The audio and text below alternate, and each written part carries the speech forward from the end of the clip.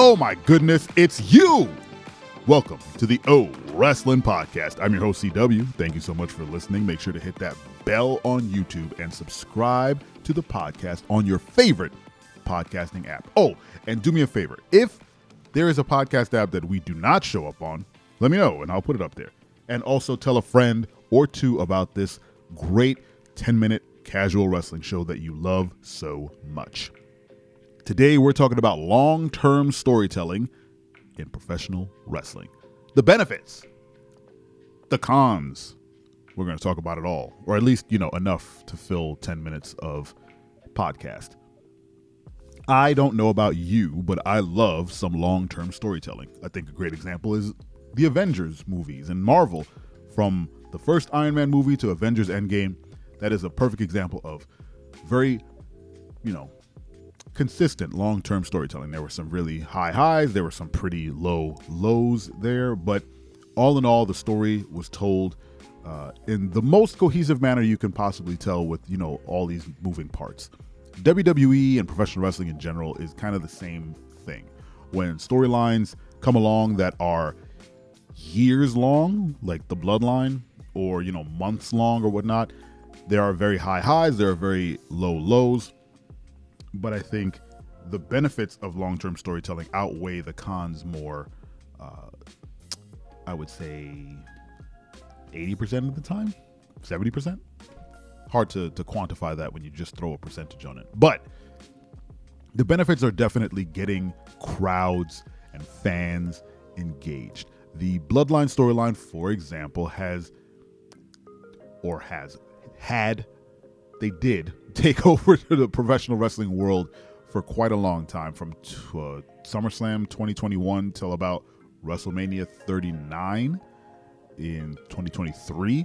They were the hottest angle going in just professional wrestling in general, and that was incredible long-term storytelling. They had so many different aspects of the story that gave weight to Roman Reigns' title run, his manipulation of his cousins, his absolute dominance in the division. It also made stars of the Usos who were already stars. Paul Heyman's contributions can never be looked down upon. The man is a legend, and he made the Bloodline storyline that much better. Then they rolled in Solo, and Solo got the rub, and we're still waiting for Solo to kind of take off as his own, separate superstar. The Bloodline and long-term storytelling made stars. They fed families. They, made venues money. They made WWE a whole bunch of money. And I think, and I might be, I don't know, I might be wrong about this, but I think that whole storyline culminated at WrestleMania 39, right? Had Roman lost to Cody, I think that would have been the complete end to the story, but they're kind of moving it to WrestleMania 40, with now I think this year being more of the demise and kind of dissolution of the Bloodline. But that being said, they have so much history and so much content to pull from over the past 3 years. They can drag is the proper word. They can drag this story out for another couple months before WrestleMania, especially with what Jimmy's doing now. But in professional wrestling, you have to drip feed story every week because the story is usually on a single show, and the show only happens once a week. And with the brand splits that are, let's be honest, not a thing anymore, they've kind of trickled some story into 2 shows a week and maybe even drag it through NXT. But that's still just 3 shows a week, and they have to give you just a little bit so that they can get to a payoff, right? PLEs or pay-per-views or whatever you want to call them are the payoffs for these stories. Now, one of the cons of long-term storytelling is that you don't get much in the way of story progression on a week-to-week basis if there's no PLE in sight. That's not always true, but there are examples of stories that kind of just falter and get stale within that time frame. One perfect example is the Dexter Lumis Miz thing that happened, a year ago or whatnot, where it started off really hot. Everyone was like, oh, Dexter Lumis is back. He's, this silent killer, not hypertension, him. And he's chasing the Miz and all this stuff. And then they're just, week to week, they just kept doing the same thing. And then the payoff was a blow-off match on Raw between Dexter and Bronson Reed that put Bronson Reed over and not Dexter Lumis.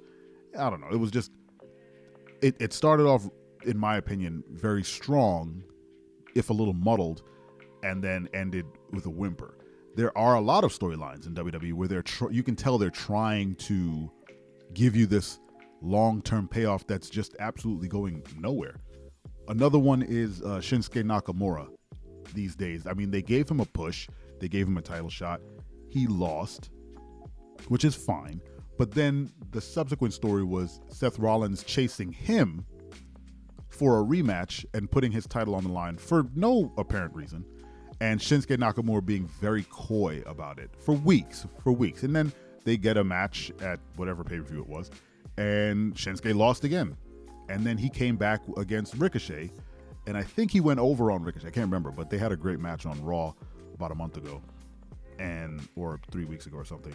And now Shinsuke's back to sitting in a red room saying someone else is going to have to unlock some new version of him that's going to be even more dangerous or something. And I'm standing there like, what is this story? Where is this going? They've been doing this for a while.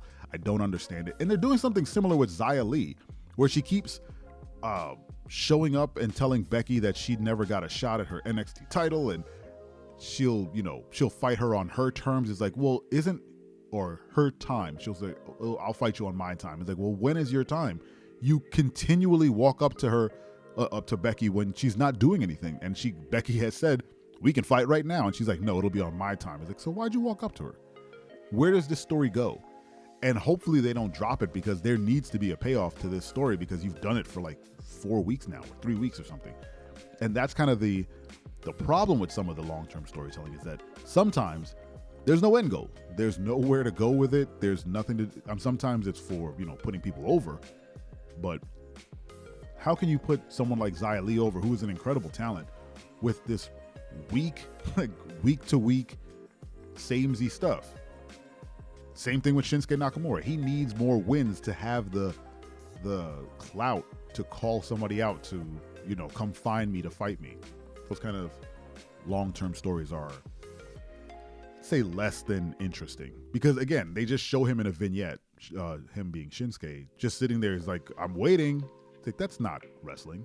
Have him wrestle, do something. Have him wrestle people and say, nope, it wasn't him that was going to unlock me. And then you have someone trigger the unlock or whatever. That's more interesting long-term storytelling. But on the positive sides, I love tuning into Raw or SmackDown each week, knowing that something from a story that I'm interested in is going to happen. And it gives me a sense of consistency, right? You want your shows to kind of have a natural flow. So now that, Roman is going up against LA Knight, they have a whole thing, they have a whole program going. And while some promos might not be as great as you'd want them, that the next week they have another shot at putting the whole thing over. Perfect example was LA Knight. He had what I would call an okay promo a couple weeks ago, and then he got in the contract signing and did a great job with Roman, and they have a nice chemistry together, and they should have a nice match at Crown Jewel. And hopefully it turns into something else, right? It has more long-term storytelling implications for LA Knight, or it'll put him on a path to maybe sending him to Raw to get a shot at Gunther or something. Anyway, what do you feel is the best aspects of long-term storytelling and the worst? Let me know in the comments.